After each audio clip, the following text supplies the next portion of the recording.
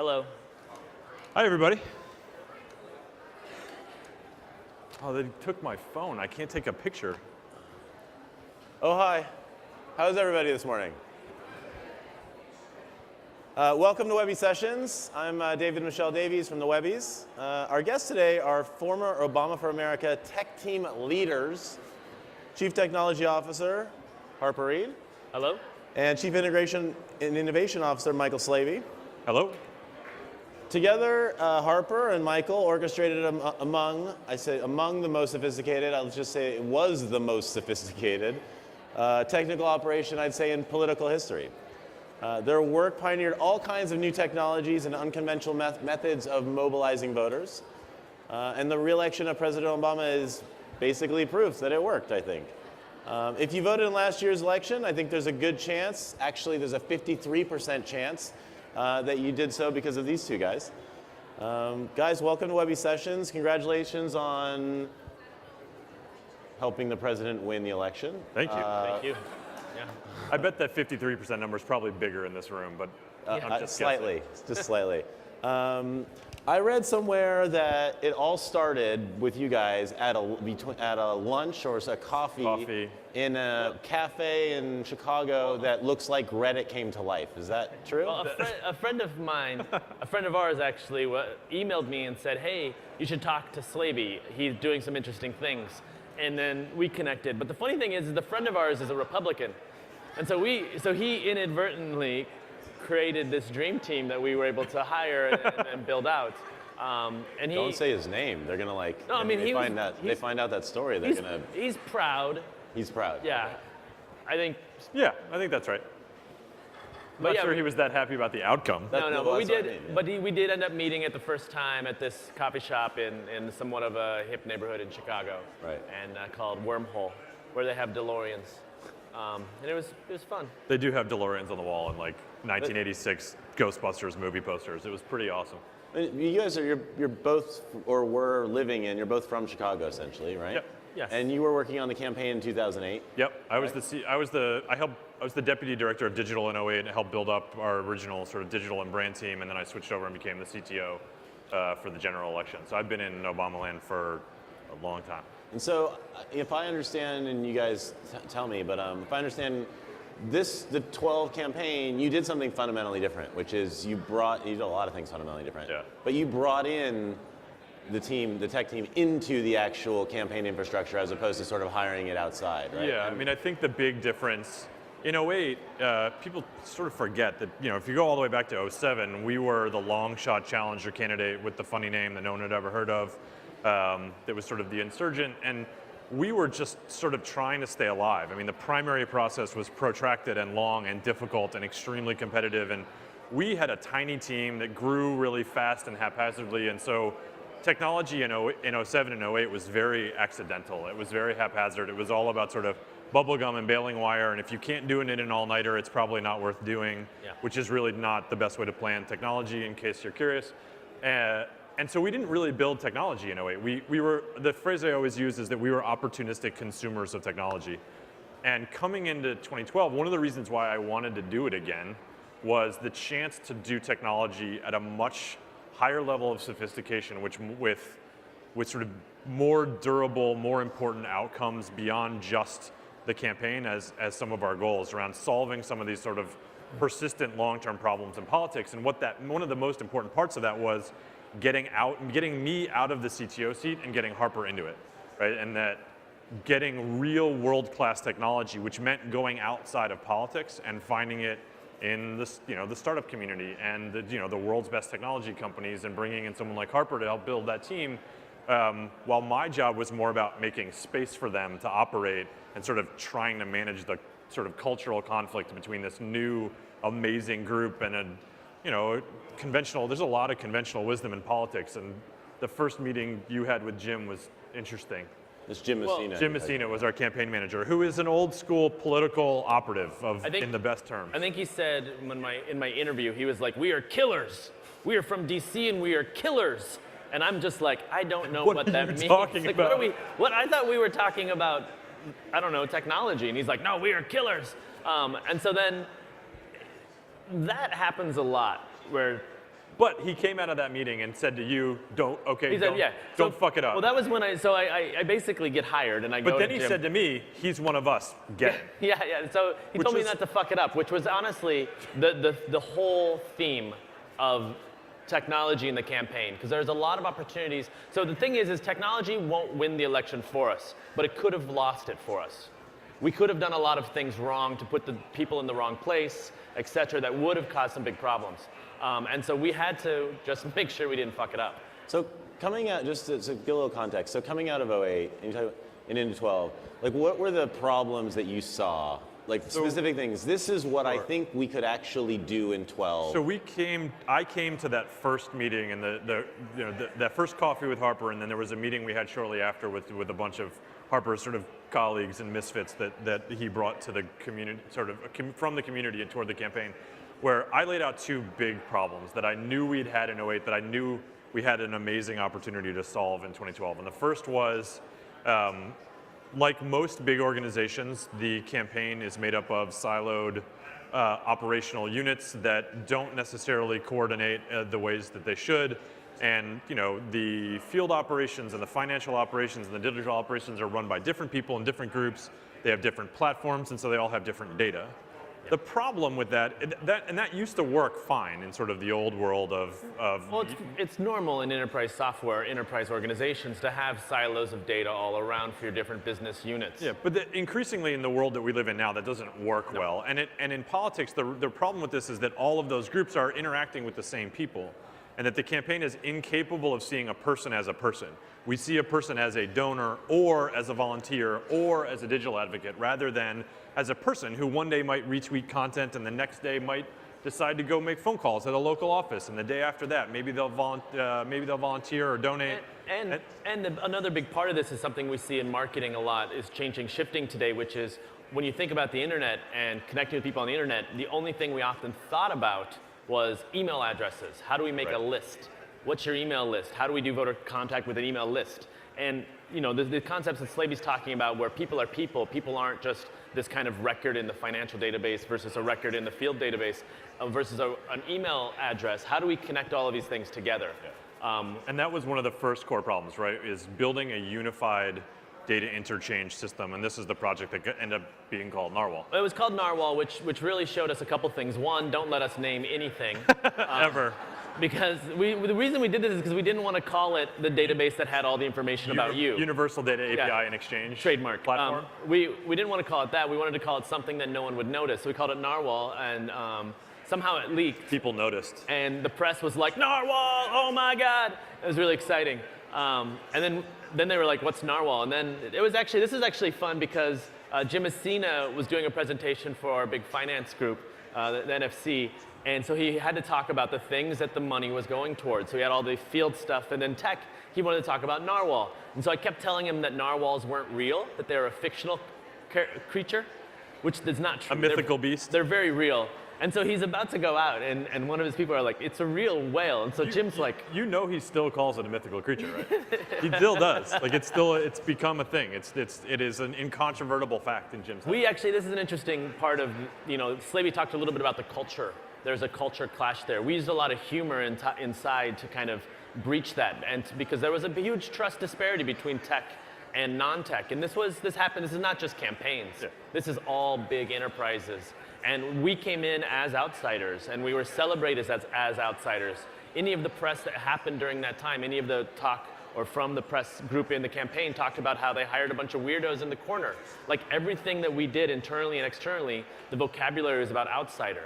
That doesn't help you really. There's not a lot of synergy there. I just said synergy, really. You're going to do the thing from synergy? Okay. So, I mean, just back up a little bit. So when you went out, you talked to Harper, you brought Harper on board. I assume you went all over the country and got all sorts of other people. When you guys, and we should talk about that too, but when you came in, what was the attitude from the whole campaign about the new team? Was it like excited? It was so the thing excited skepticism. Yeah, it's like trust but verify, which I think is funny because it's from Reagan, right? Because it's from Reagan, yeah. Yeah. But it really was. We also talk a lot about unknown unknowns, which is from Rumsfeld. Yeah, that's true. Those guys apparently said good things. I'm gonna regret saying that. Anyway, There's a bunch of things we did because we came in there as outsiders, and so we really needed to kind of say, hey, we know what we're doing, trust us. And also, we needed to trust the other side. And yeah. so the political side, for us, seemed like these kind of people that were doing things this very old way.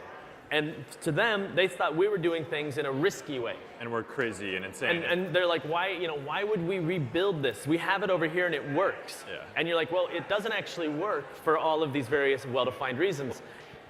Well, I was going to say, and that's like a perfect example of the other core problem, which was bridging the gap between the online and the offline organizing world was something we never solved in '08, right? The traditional volunteering and field work was done in very traditional ways with lots of clipboards and lots of phone calls. And that's still a very fundamental, essential part of the way we communicate. The interesting thing about that is I'm 35, I have never used a landline, I have never sent mail, and I don't remember the last time I knocked on someone's door. Ever. Full stop. And Right. so if I'm 35, there are a huge number of people under me that we need to get to vote. And the group that was sort of tasked with the online organizing components in '08 was led by a guy named Chris Hughes, who's pretty good at this stuff. And but it was a totally separate program, and we did everything we could to align them as much as possible. But the data was separate, the programs were separate, the results and measurement and metrics were separate. And so bridging that gap, and look, the distinction between online organizing and offline organizing is an organizational anachronism. There's no, in people's experience of how they show up and want to get involved in a campaign and drive the organization forward, they don't think in our they don't care about our org chart. And so we wanted to build a platform that ended up being called Dashboard that was about merging this into a single organizing experience where offline actions like knocking on doors and online actions like recruiting friends on Facebook were of equal value and were just part of a ladder of engagement that meant you were part of driving organization for the campaign. But this is where a lot of that, you're tech guys, you can't build field organizing software, you don't know how field organizing works. And we were like, you don't know how anything about technology works. And it was this sort of like interesting challenge, and that project took a long time. There was a lot of hard, actually. It was incredibly hard. Look, and that conflict can be really productive, right? Yeah. Like being willing to trust each other and dig into those arguments about in a meaningful way that is about trying to get to a better place and isn't about defensiveness. And part that of conflict is kind of magical. It can be really, really great. One of the big reasons why I think it was hard was because as a tech person, you come into a situation, you see all this low-hanging fruit, and you say the words, I can fix this, which is not a very great way to talk about problems. It should be, we should work together to fix this. And instead, because we're all from startups, we're all from these companies that are tech first, where this is not tech first. This is people first. This We don't get more votes for having better tech, right? So if the things that we are building and the programs we're running in digital aren't sort of force multipliers for the other things we need to do well in terms of empowering volunteers and raising money and delivering messages and persuasion, if we're not making those things more efficient and more effective, we're failing. There is no, novelty is not a meaningful outcome for us. So that's why we didn't use augmented reality. Let's dig into some of those things. So there's the two problems. There's essentially like the dream technology problem, everything, which is always unifying the database so the whole organization has access to everything all the time, essentially, right? Yep. And then there's internetifying essentially the way the whole campaign and volunteers work. So real quick, Yeah. how many of you work in businesses today that have those two problems? I think everyone's hand should go up because this is not a new thing. We weren't brought in to do any innovation. We were brought in to do the same thing that every business that's probably older than 10 years has to do. I think that's a really important point because oftentimes when we talk about tech from 2012, we talk about innovation. We just tried to bring the status quo. So in some ways, I've heard you say this before, you're sort of solving a problem, is what you're saying, that everybody has. But so let's talk about let's just get right in, like volunteers. Like, how did you guys make it better for volunteers? This is easy. Dashboard, which Slaby just mentioned. I remember getting an email. This happened a couple times throughout the campaign, but it was this one email that really sticks with me was from a veteran on the East Coast who happened to be in a hospital bed. Just had gotten back from Afghanistan, was in a hospital bed, and the email basically said, hey, thanks for Dashboard. It means that I can volunteer for a cause that I really think is important. And I can volunteer in a meaningful way and I can make an impact. And it was like, thanks. And that was the very short email. Because without that tool, he would have had to go into a field office. He would have had to go through a sort of in-person training and a bunch of things that he wasn't ever going to be able to do. But the important part is not that he was able to use a call tool or any of these things. He was able to fit into his neighborhood team, his team that is local to his geographical area, where he knows they're his peers, they're his friends, they're his family. He can see where they all rank, how they're competing with one another. He can tell them, hey, good job, keep doing it. They can tell him. And so he's suddenly part of a real movement, a real team, both online and offline. And so we bridged that. And we had many emails from people who were in rural areas who didn't have field offices that were able to participate on a real team doing real work in a way where we couldn't give the resources to have a field office in that area. And so people were able to do this, which is, and the exciting thing was, in 2008, when I came in 2011, everyone was like, we had this crazy idea in 2008, and it's called the team tool. And then that eventually became dashboard, but we did it. And it was no longer a crazy idea, it was done, and we watched people use it. And towards the end of the election, we were having millions of messages being sent out, hundreds of thousands of people logging in and checking their status, and really bridging online and offline. So just two things there. One is, you started talking a little bit about the organizational structure, and something that strikes me is that, I know political campaigns are a little bit like military in some way. They're very top-down because it's all about responding and everybody being disciplined. I usually describe the traditional campaign structure as just like disaster response. Right. Everybody knows what needs to happen. We're all going to go 100 miles. We're going to get in our silos, have fixed responsibilities, and everybody's going to go 100 miles an hour. Hope we end up in a good place. Right. Sadly, the bringing internet, in like a dashboard thing is sort of essentially doing the opposite of that. It's bringing in technologists who don't really gel with hierarchy, I think is something that's fascinating. And so we did a lot of things, the digital group and the technology group did a lot of things that kind of disrupted that hierarchy. How we worked, the values we brought in. My background is in a lot of crowdsourcing, and so immediately I'm thinking, how can we enable the crowd to solve some of these problems? Well, the command and control hierarchy doesn't really like the crowd having a lot of authority down at the bottom. They want them to do a little bit of work and pass the message back up.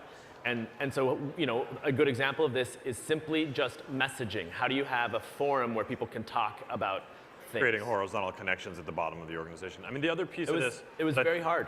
When it comes to, when digital is most effective in an organization, it is an empowering function that spans across the entire thing. And it sort of elevates the way all of functions work. And that was the primary innovation of 08, right? For the first time, our digital director, Joe Rosbars, who was back this time as our chief digital strategist, reported directly to the campaign manager.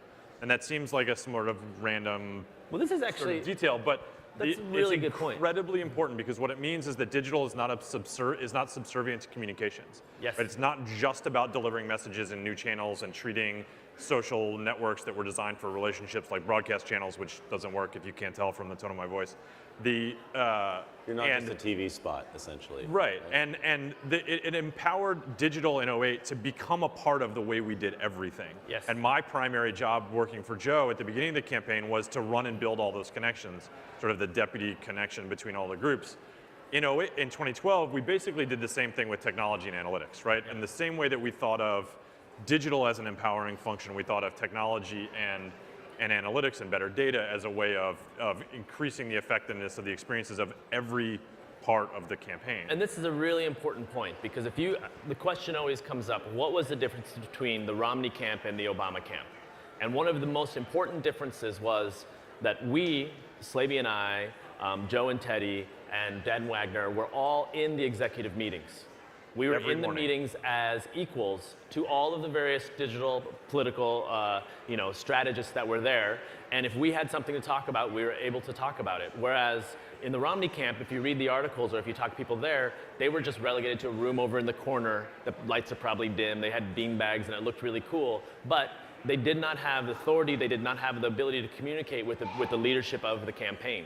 And so that's, I think, the primary difference of on the Romney thing, I think the other important thing to realize is that their sort of organizational challenges and details looked a lot more like our problems in 08 than 2012. So I think they get unfairly compared to the 2012 campaign. Whereas Which They're- makes sense since we did compete with one another. Yeah, but in terms of the sort of context of trying to survive a complicated primary that lasted a long time, that didn't give them time to plan. We had 18 months. Yeah, we had a lot of time to think about this. And so the problems that they had with technology were very similar to the problems we had in '08, all the way down to the point of they built this platform for election day vote tracking that they called Orca, because it's the only wild predator of the narwhal, which was probably a silly fight for them to pick, but that's okay. And it failed on election day, but for interesting sort of somewhat predictable scaling problems and other things. But in '08, we had the same system called Houdini that failed miserably on election day, and nobody yelled at me because we won. Yeah. Right? But if you ask... And the news that came out of '08, you can't find an article. There's like one article about Houdini. Yeah, but if you ask like, field organizers from '08 and you say Houdini, they'll like all shudder and like get angry. Well, the good news is we had the same app in 2012. And it worked. And what was it called? We called it Gordon. And why? Because he was the guy who killed Harry Houdini. Oh, God. So let's talk. Actually, I want to talk a little bit. This goes back to why we shouldn't This is name Internet things. Week. I want to talk about. Let's just a little bit about the traffic, right? So, because that's really interesting. It's not the type of traffic when people think of traffic that's like constant. I got a quick story that will talk about traffic. So we had this guy named Derek Brooks, who's a good friend, and he's a really hilarious engineer, meaning he doesn't like doing things that don't matter. So he doesn't want to do busy work. And so we're like, Derek, we want to put you on this really important thing called the call tool. And we need you to make sure it scales. And so he goes on it, and it's pretty early, and there's like 100 users. And he's just like, this is bullshit. Like, this does not matter. There are 100 users. I need to do something important. We're like, no. You have to make it scale. It's going to have a lot more. And I'm like, I promise you the curve of this is going to scare you. You just got to wait. It's going to happen. And so about 4 weeks before the election, he's like, guys, come on, man. All these people are dying over here. You have to put me over there. We're like, no, you need to make sure this scales. He's just like, fine. And he's super pissed. Like, he's really pissed. And so he, and at this point, there's like 1,000 users a day. And then, 3 weeks before, it's like 10,000. And he's like not impressed. He's like, this is so boring. And then 4 days, so GOTV is get out the vote. It's about a 4-day period. And no one told me that election day was 4 days. I wish I would have known this beforehand. Anyway. There's certain details that I kept out of those early conversations. This is true. Like the hours and the weekends, etc. It's all you're going to do for the next 18 months. So on the first day of GOTV, we did about 500,000 visitors on this site. That went from about 10,000 to 500,000 in about 4 hours. Yeah. So it just was like, wheek. And then the next day, it was about 1 million. And then the final day, election day, I think we did 2.5 or 3 million visitors on this site. So in 5 days, it went from about 10,000 to about 2.5 million. And if you look at the curve, it is not a curve. This is a wall. On Wednesday, there were 0. Yeah. Wednesday there was 0. And so the best part is Derek was like, this is bullshit. And then the next day he's like, running around, his head's on fire. He's like, I don't know what to do. And you were just like, we told you. Couldn't sleep. He was like all stressed out. It was great. Very exciting. And so, it worked. He did a good job, I guess. He did a very, very good job, which is why we had him and many of the other engineers. And, one of the things we talked briefly about hiring, we aggressively hired people who had done it before. We knew that we couldn't train people, so we needed to hire the people who probably you guys all trained. Not campaigning, but like who had dealt with. Right. So we hired from Google, Facebook, Quora, Craigslist, etc. A lot of companies in Chicago. And the idea was we needed to stand on the shoulders of the tech giants. We could not be there to train people. And so for the most part, people were a little older.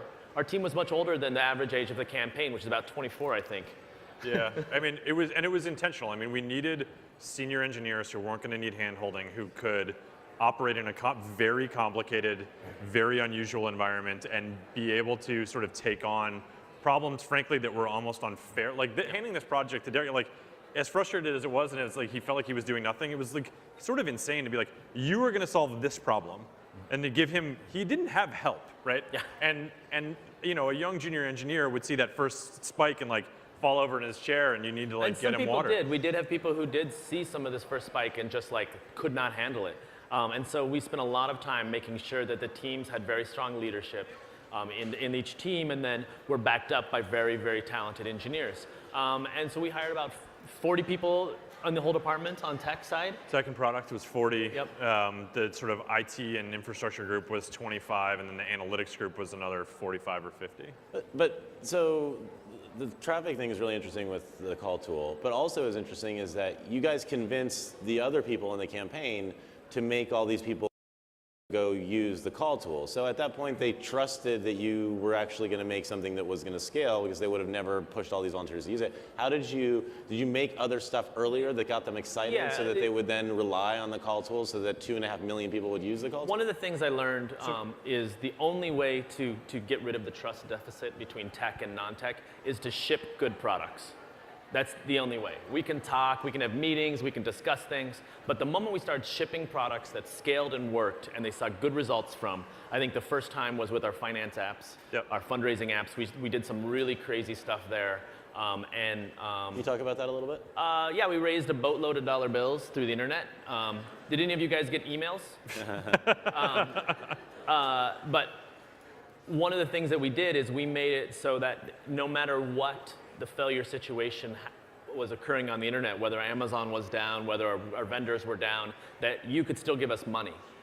We took away all of the dependencies that normally apps have, databases, et cetera, and made it so that it just worked even if everything was broken. And if the universe was broken, it was also still really, really fast. It was fast as shit. And I mean, and anybody who works in any kind of commerce, like, speed is the answer to all your problems. So you guys know AWS? Amazon Web Services. How many of you know about S3? How many know that you can host static HTML in S3? Okay, all of our donation pages were static HTML in S3, which backed by Akamai. This is about the fastest way to host anything, and there's just no way this is not gonna, it can't go down. Like, Akamai's not gonna go down, and S3 is not gonna go down. If one of them goes down, so we kind of betted on this. We said, okay, if this falls down, there's a bigger problem than the election. Which is that the United States has all disappeared. And so we figured if all Which almost happened, right? Oh yeah, Sandy. Sandy did go down which was kind of bad. So actually, we'll start on a really, I think, important point. One of the things we did towards the end that I think really helped was we practiced failure a lot, and we did these things called game days, where we gathered all the engineers and all the product people and all the business owners together, and we honestly just fucked with them. We just broke stuff. It was the Amazon Chaos Monkey, but on purpose. Yeah, so it was the Netflix has this thing called Chaos Monkey, but we just did it ourselves, where we just poked and prodded. We took down databases, we killed queues, we killed servers, we killed DNS. There's actually a really good book on Amazon written by Dylan Richard about this. We did this for about a month. But the first time we did it was a Sunday, and we're just going through, we're testing all of our systems, and it's really emotionally draining because you built this thing, and then you have like me in the corner and Dylan in the corner kind of giggling, being like, ha, and just fucking with it. It breaks, and then it doesn't work. And you just spent 8 months working on this thing, and you know that this is a likely scenario, and it's broken and it doesn't work. And so you have to struggle to fix it very quickly and get it back up, because that was what it was practice. And since it was a practice for failure, we didn't work with you to understand what we were going to do. So you had to debug what we did, you had to patch it and fix it, and you had to deploy it as if it's real. And since we use AWS, we just lit up a whole nother infrastructure to do these tests. But we did this, and everyone was happy it worked. We learned a lot. And then the next day, AWS had a big outage on the east side. And our engineers were like, guys, we did this yesterday. Stop fucking with us. And we were like, no drill, not a drill. You need to pay attention. But we didn't have any downtime. And that was actually the day of the last debate. Yeah. And we raised a boatload of money, and we had absolutely no downtime. And if you remember, a lot of people that were hosted in AWS East were down. Yeah. And we were primarily sites. hosted in AWS East. And there's a couple of things that we learned. We practiced the Netflix rule of thumb with Amazon uptime, which is totally true. If Netflix is down and you're down, then Amazon is down. If Netflix is up and you're down, then you fucked up. Then it's your app. And that's it, because Netflix hosts a lot of their core infrastructure in Amazon Web Services. And they do a lot to make sure that they are redundant amongst all of the various infrastructures of Amazon. And it's doable. And it, of course, cost a lot of money, but it was worth it, because we didn't go down. Our users were never affected by a catastrophic failure, even though we did have catastrophic failure. We just obfuscated it from the users by having incredibly well-built apps that were fast. A lot has been written about some of the fundraising techniques and some of the testing. What were some of the things that you thought would work that were the opposite, that something else entirely different was All the of way Those, lots of them. I mean, I think an important thing when it comes to testing, and the digital analytics group focused a lot on sort of A/B testing and sort of the optimization of sort of individual conversion points and all of these other pieces, is that one of the important things for us is that you test as sort of many things as you can manage, as many variables as you can manage. And for some organizations, that's one or two things, and for us, it was hundreds. But because we had a whole team dedicated to doing this all the time. Did you build your own testing infrastructure? No, we used Optimizely. Well, we did have some testing infrastructure that was done on the analytics side. We did build a lot. One of the things I find fascinating in knowing to solve this problem is every single organization in all of the world has some testing infrastructure that they have built themselves if they have invested in multivariate testing. But on the front end, we used Optimizely, which came out of 08. Right. Yeah. A really great app. You guys should use it if you're not already. But the exciting thing about testing is it was part of the culture. Yeah. And so we had mock election days, which had thousands of participants. We had mock everything. We tested everything always. And the other thing is to continually be you need a sort of trailing set of tests that is revalidating your assumptions about your community over time. One of the things that an easy example of this is, we did a lot of this testing in 08, right? So we could have walked in the door with all of these tested, validated assumptions about our community that would have been false because they were no longer true. And the most easiest example is in 08, we tested all kinds of things about the donate button on the homepage. What color should it be? How big? What's the font? And we sort of settled on this sort of gradient red button that in testing this time around, that button ended up being white. Yeah. And there's sort of, we didn't spend a lot of time going into the ethnography and sociology of why, because that we frankly didn't have time for. Yeah. But that difference between red and white on the homepage was probably a $10 million optimization. And this happened a lot. That's 1% of our fundraising from one thing. There's a bunch of stories of this, like adding a quotation to the donation page. Rounding the edge of the next button. Yeah, and some of them raised your conversion rate, and some of them raised the revenue, and we were able to measure all of that. There's a bunch of good blog posts about this sort of stuff on Kyle Rush's blog, which is kylerush.net. Yeah. I definitely suggest checking it out. Who's Kyle for people who don't? Kyle was one of our, he's on the front-end web developers he actually ran a lot of the testing on the front-end side for all of the sort of HTML and JavaScript and the digital design team. His team in that group, everything we did was responsive. So everything we had, whether it was internal tools, whether it was external tools, donation pages, our regular web apps, our blogs, et cetera, every single app was responsive. Because we knew that the users of our apps would be all of the United States. It's not just going to be, yuppie-ish, green-shoed white people in Chicago. Right. It's going to be everyone. And so we needed to hit every single target we could. And so we knew that it was going to be desktops, tablets, mobile, Android, iOS, Windows. And we knew that we needed to make these apps accessible by everyone. And so we worked with accessibility groups to find out if they work for everyone. And this was huge. This is a huge innovation, and it was not that much harder. And so I suggest that if you're not investing in that now, you should, because it allowed us to raise money on mobile without a mobile app. And it is the way to start down the mobile path. It's starting down a sort of mobile first or mobile aware path with responsive design is the right first step, not a native app, and most likely for most organizations. One of our interns, this guy named Eric Schmidt, suggested this thing really early. Which is how he was introduced to me. They're like, Harper, this is your intern, Eric. And I was like, oh, hey, Eric. So he said early on, he was like, look, if you're designing apps, design them for tablets. Because the nice thing about the tablet is when you build it for a tablet, it works pretty well on mobile and it works pretty well on desktop. But if you design for desktop, it does not work on mobile. You design for mobile and it doesn't work as well on desktop. But the tablet's a good middle ground. And so that's really where Dashboard came from. That's where a lot of our responsive design, the tablet was like the initial spot. And then from there, we just made sure it worked on both sides. So a lot of things worked. I mean, I'm sure there's some stuff that you guys, maybe not, but there's probably some stuff that you shipped that failed miserably, maybe? What was the stuff that you thought would work? Not from the testing angle. I don't mean it in a bad way, but I mean like, the mobile apps. I mean, I think look, you asked about sort of fundraising things that didn't work. I mean, sometimes you have ideas inside your own office that sound amazing that sort of don't prove to be viable in the real world.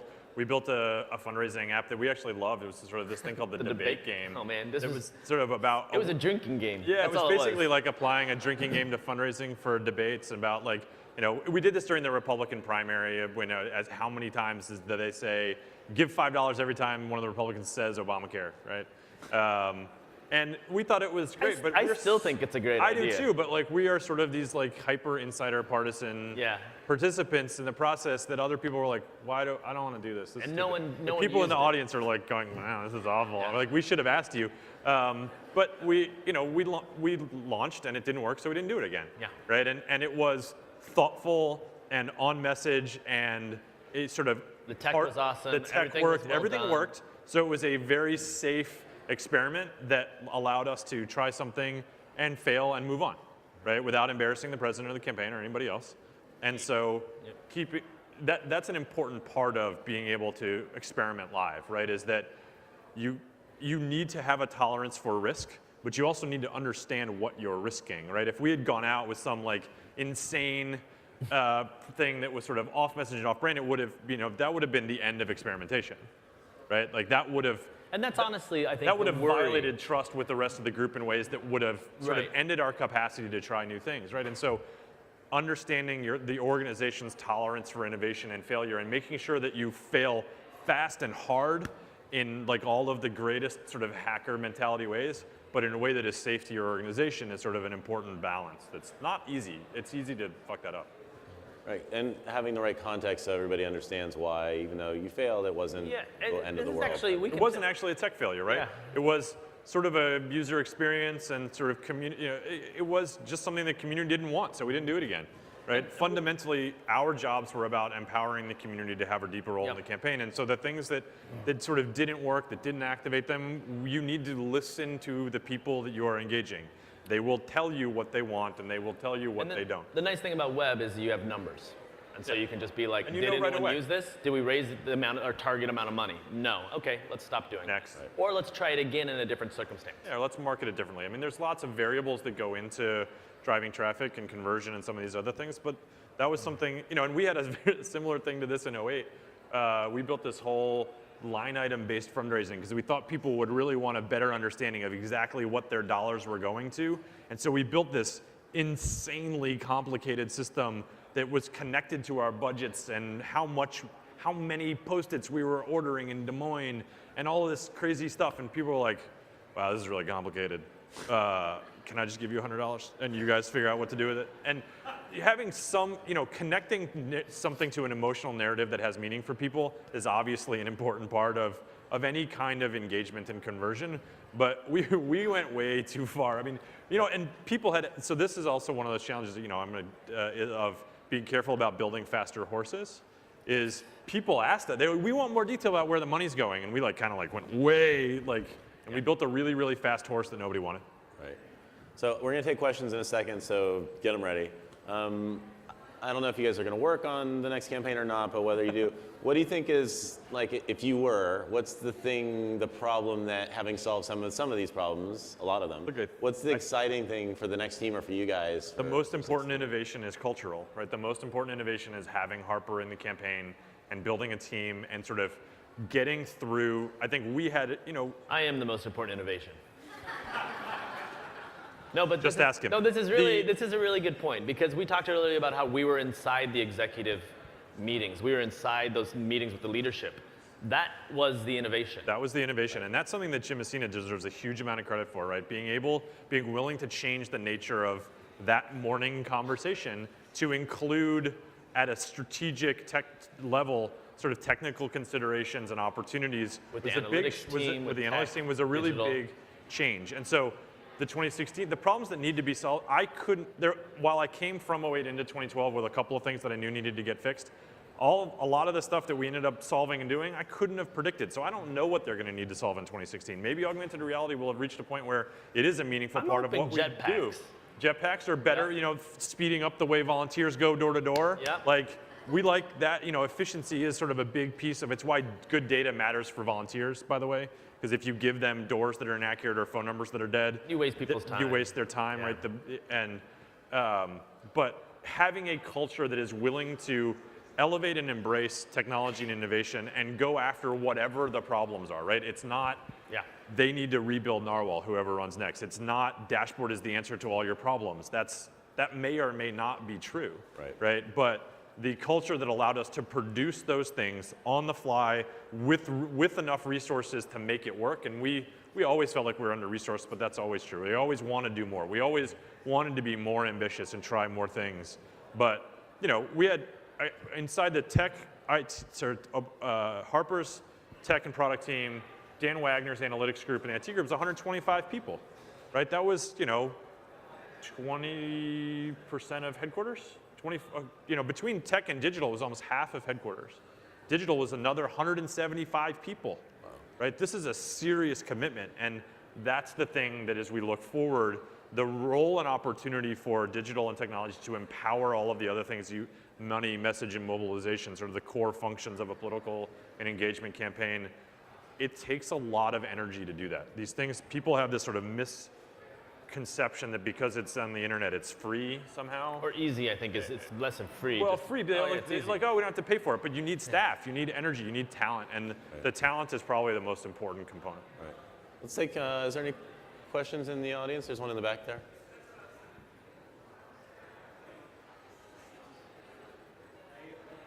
And it's not on yet, sorry, I can't hear you. You can just come up here.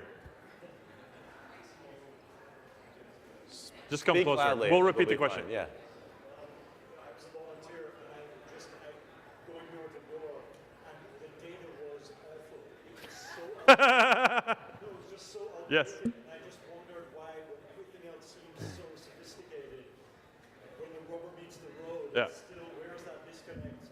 Where was this? So the question, where were you? In Miami, Florida. Okay, so the question is, he was volunteering for us. What was your name? Mark was volunteering for us in Florida. Thank you for doing that. And said that the data was incredibly outdated and not working. And what I was just saying about making volunteers efficient and effective is having high quality data. The interesting challenge here is that getting voter file data right in urban transient neighborhoods is incredibly difficult. And we spent millions of dollars and had dozens of people working on this problem to make it that good. That's true. So that's true, and it's a hard. joke, but it's people move, people don't re-register. Getting accurate sort of understanding of where people are is incredibly, incredibly difficult. And while we actually did this an order of magnitude more effectively than we had done it in the past, it's still broken. Right, the system is still inefficient and ineffective. This is related to issues with voter access, and Yeah. there's a lot of bigger issues here, especially when you're working in places that are a little anti or voter suppression-y. So part of the challenge here is the nature of the source of this data is municipal and state governments. And every state manages their voter file differently, updates their voter files on different schedules. They're different formats. Different formats, so keeping a national voter file is kind of a hard project in general. But how often that data gets updated, whether people tell the government in any way that they have moved or re-registered, this is a part of the, people tag apathy as the reason why young people don't vote, and it's incredibly inaccurate. It's not an apathy problem, it's an access problem. That it's difficult to stay registered when you move, that it is sort of this secondary process that you constantly have to be going through in order to maintain sort of your active status as a citizen is incredibly disempowering and disenfranchising. And it makes the problem of us of trying to help you be an efficient volunteer incredibly difficult, but that's not the sad part. I mean, I wish your experience was better and more productive, but more importantly, I wish the people in that neighborhood had better access to voting. Which is sort of the bigger challenge that's tightly tied to the problem you had as a volunteer. We have a question up here in the front. When the 47% Romney video hit, did you guys say jackpot social media? And Wait, what video? Yes. And how did you guys take advantage of that? We just sat there. No, this is one of those things. Sometimes you just need to let things happen. Yeah, and it happened. It happened really big. The interesting thing about that is not how it worked out for us, was that dropped Romney, And then the first debate, Romney went right back to where he was. And so everyone says, were you worried on the first debate? Well, actually, the first debate put it back to where we thought it was going to be. So yeah, one of the sort of the narratives that's sort of been missed in a lot of the sort of post-mortem about the campaign is that the campaign was incredibly stable. If you zoom out, it's just a line. Yeah, if you look at sort of the projections early in January of 2012 and what the final election numbers, they're basically the same. That it was a very, very stratified election, a highly partisan election, and even in states that usually aren't. That video was, I think, two things about that video I think are important. One is sometimes you need to just let things happen, and getting involved too much and sort of trying to put too much spin on the ball can actually damage you. An example of that was Big Bird. Yeah. Where, Big Bird was mentioned in a debate, and we were like, Big Bird! And then everyone was just like, it was funny for once, Yeah. but it wasn't funny for a week. Yeah, it was, yeah. We got a lot of flack. We loved that a little too much. The other one is that authenticity matters a great deal, and in an environment where the interconnection of media is sort of the predominant characteristic of the way people engage information, fragmentation is kind of a little bit of a thing in the past. The fragments still exist, but they're all knit together in ways that mean having a single sense of self is really important. And things that validate people's concerns or preconceived notions about you or about your company are incredibly damaging. And this was something that, we didn't create, the idea that we weren't sure what Romney stood for. But this validated that in a way that we never could have, right? This was him expressing himself in a way that was incredibly damaging, and that the most effective sort of contrasting piece of sort of narrative about the campaign didn't come from us. Now, we made sure people saw it, but it wasn't, that was something that came from them. I think it was either one, I'm sure we're both there. Hi, guys. Hi. I have a question. In 2004, when George W. Bush was running against John Kerry, I remember I was in college and Facebook had kind of just came out. So it was this whole different world in 2008 when Obama was running. I just would love to know, what was it, you talked about almost half the headquarters was digital. Was it Obama himself? Was it his campaign manager? Who made the decision to realize how important tech was going to be in such a landmark So in 08, election? I think you can, there's a little bit of background data here. In 2008, the campaign was known for being very high tech. But in 2008, Facebook pages were created because of the campaign. Twitter was a year old or 2 years old. The iPhone had just come out. Apps had just come out. Android was released, almost a day or two before the first phone was released, the election. Yeah. In 2012, or in 2008, we were all using all this stuff. We were very excited about Twitter, et cetera. But the difference is in 2012, my mom was using it. Right. And she's like liking all my Facebook statuses, and it's awesome, right? Social was not a ubiquitous part of our experience in 08. And so if you look at that difference, it was unavoidable that we had to invest in that because everyone was on it. But with that said, I think, and you can talk a little bit about this, the culture of innovation came from 08. Yeah, and I think that the important decision here in 08 was driven by the president's values and beliefs in the power of community and the role of individuals in driving meaningful change at a community level and the value of community organizing imbued our organization from top to bottom, beginning to end. Part of the way that was articulated and implemented came a lot from David Plouffe, who was our campaign manager in 08. And he was the one that had Joe, our digital director, report to him. And that he was the one that made that structural decision. And he was the one, and this was driven in large part, our willingness to engage in social platforms, even when they weren't sort of broadly ubiquitous in the same way they are now, was driven by the political reality of the primary in 07. In thinking back again, 07, we were the long shot challenger with the funny name and no one had ever heard of. And we knew that a traditional Democratic primary electorate was going to vote for a traditional Democratic primary candidate. And that was not us. That was Secretary Clinton or Senator Edwards, right? And so we fundamentally had to change the nature of the electorate if we were going to win. And that meant getting new people to participate in politics for the first time, that especially primary politics. And so that's sometimes young people, but also first-time voters. And that meant going and reaching people in new places. Mm-hmm. And all of these platforms meant we could give people new doors into the campaign. And a lot of our sort of profusion of social embassies almost was a way of giving new people new ways of engaging and being part of something that they had never been offered before. And so going into new places was an important part of getting in front of new people and getting new people in the process. And so that culture of finding that was driven by the political necessity of how we were going to win. It was the only, if the turnout in the Iowa caucuses hadn't been 227,000 people, which was like 80% more than had ever participated before, we wouldn't have won Iowa. And if we didn't win Iowa, that's the ballgame. The same thing happened in 2012, where we had more people vote in 2012 than turned out for many of the Republicans. And so our organization was still there, still reaching out, still touching these people. And we used testing to figure it out. If it didn't work, we wouldn't have done it over and over again. Let's get one last question. Right over here. Again, congratulations on the success. So you guys come together. It's kind of like it's kind of like the Sandlot. You guys come together and then you part off your own different ways after the campaign ends.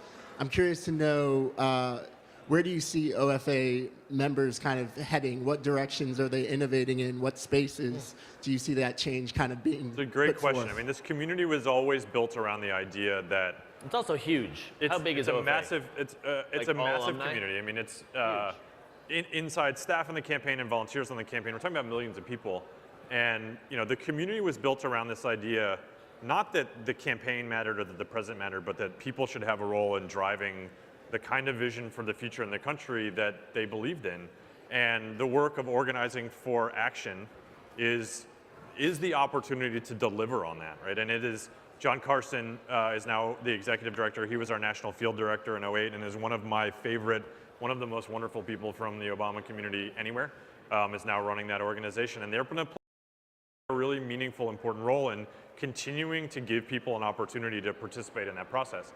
People who worked on our campaigns, a lot of them are continuing to go on to, we'll work on other campaigns, we'll sort of imbue the DNC with a lot of the culture that we had, and we'll go on and work for other candidates in 2016. There are people from the tech team working on sort of There's a bunch of startups. a bunch of startups, and some of them are technical, political, and some of them are not, but a lot of them are sort of driven by, it's really tough to be driven as intensely and hardly by a sense of purpose and then to have that drop out of your life. And it becomes a part of the way you want to engage with the universe and sort of what is the most important thing I can work on right now?